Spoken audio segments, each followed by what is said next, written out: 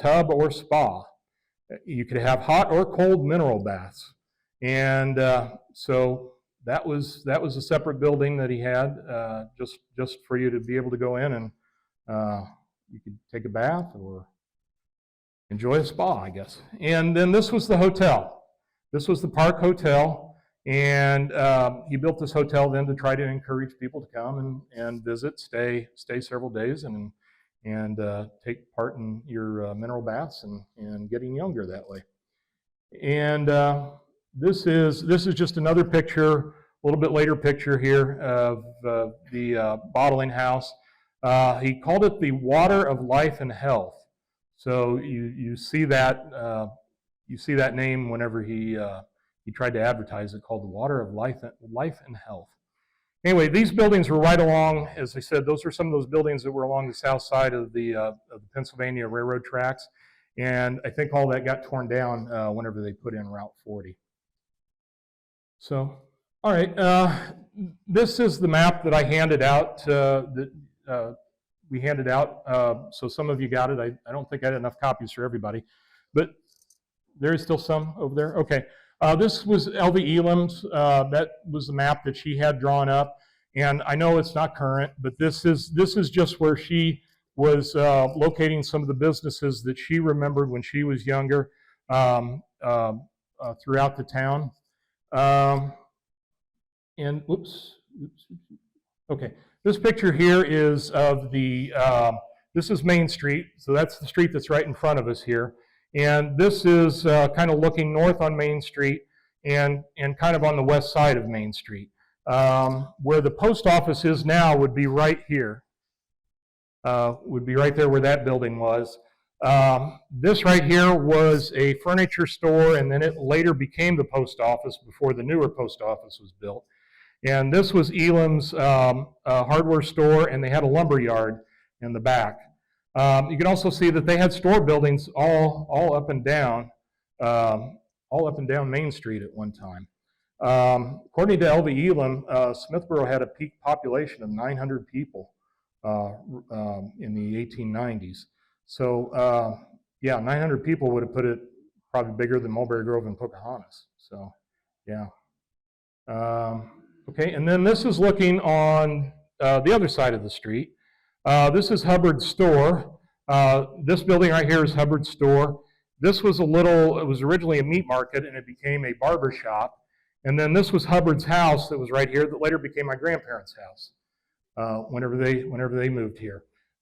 This little barber shop building, my grandpa had moved to the back of the house, and they used it as a storage shed. So they always called it the barber shop whenever it was back there, even though it was really just a storage shed for them. The building that, well, we're not actually in the building, but the building that's there where the kitchen is and the city hall is, was the bank building. And I'll talk a little bit more about the bank, but the bank building would be just kind of right here to the left-hand side of that picture. And then this building is kind of still here. This was the Methodist Episcopal Church that Henry Smith had built. He had a memorial stained glass window in there to his wife. That later got turned into a house, and they just, this past year, took off the steeple and everything there. So yeah, so I know a lot of you will kind of recognize that.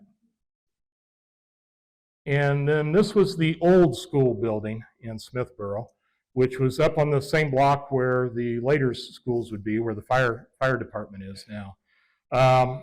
That building they tore down in I think around 1939, and this building here was the newer building that they built, and then it was part of a CCC project to build a new school building, and then they added on another classroom building and a gym in the back of it in the 1950s. By then it was part of the Mulberry Grove School District. But my grandma taught school in both those buildings. Whenever they built the new one, she got moved into that new building. I know you see the watermark here for that vintage aerial. A lot of the pictures that you're going to see here I got from this vintage aerial company. You can go online and look at the pictures, and what they want you to do is order the pictures, spend so much money to order the pictures, so I just stole them with the watermark. So So please forgive the watermark whenever you see that. So, okay, this is an aerial view of Smithboro. This is from 1938. The U.S. government, starting in the 1930s, started doing aerial photographs all across the United States. They literally photographed every square inch of the United States from an altitude, I think, of around. You look at the other pictures from 1938 and look at the ones from around Pocahontas, they're starting to build Route 40 over there in Pocahontas. And you see where they're clearing the ground, you see where they've actually poured some of the concrete. But they hadn't quite made it over here to Smithboro yet. So, of course, Route 40 went along the south side of the railroad tracks here. And so a lot of those buildings that you see that are along there, those got torn down in order to make room for Route 40. And it's hard to see in this picture here, but this is where the coal mine was, here in that northwest corner of the intersection of the railroads. And it kind of looks like from this that maybe the coal mine buildings were still there in 1938. So that would have been about 30 years after it had closed down. So, so I'm not, again, I'm not 100% certain. I guess I'd have to compare things a little bit more, but it certainly looks like there was a lot of buildings there. You can also see the turnouts that were here off of the Burlington line going into the coal mine. And then you also see that there was another curved track right here that connected the Pennsylvania Railroad with the Burlington. And you know that they do have one now. They put one in about 10 years ago, and that's on this corner here. But the old one used to be on the opposite corner there. So. And I told you that my grandpa came whenever they were building Route 40. Well, this is pictures of them building the bridges there. I think this is probably my grandpa standing right there, my grandpa Coleman. He and his brother both were working for the construction company that were building the bridges for Route 40. And they, originally my grandparents came from way up in northwestern Illinois, not too far from Galena. But they had moved down, because of the Depression, looking for work. They moved down to Collinsville. And so my grandparents and my dad and his brother and sister lived in Collinsville. And so my grandpa, as they were building Route 40 further and further east, by the time he got to Smithboro, he wasn't driving home to Collinsville every day. Again, this was, in the Depression, gas was relatively expensive even then. So what he would do is he actually stayed here in Smithboro. And he lived in, he rented a room from the Dwyers, and he stayed here. And of course, at night, he got to know, a lot of the men that were here. Bill Dinwiddie, he got to know real well. Albert Isaac, some other names that I've probably forgotten about. But and so he got to playing cards with them, of course. And so anyway, so he got to where he really liked the town.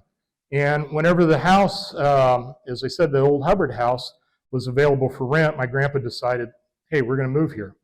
So he went home and told my grandma, I guess, that, hey, we're moving to Smithboro. And my grandma's like, where's Smithboro? And so anyway, my dad said that my grandma and he and his brother and sister had never seen Smithboro until the day they moved here.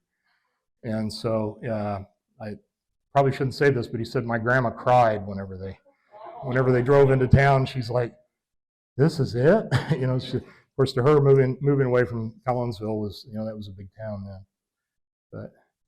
And this is another aerial photo. This one's from 1949. So about 11 years after the other one was. At that point, you don't see much on where the coal mine was. You just see really kind of pretty much one building that's left there. You see another turnout had been put in on that corner where there is one now. But you also notice that Route 40 has been built through there.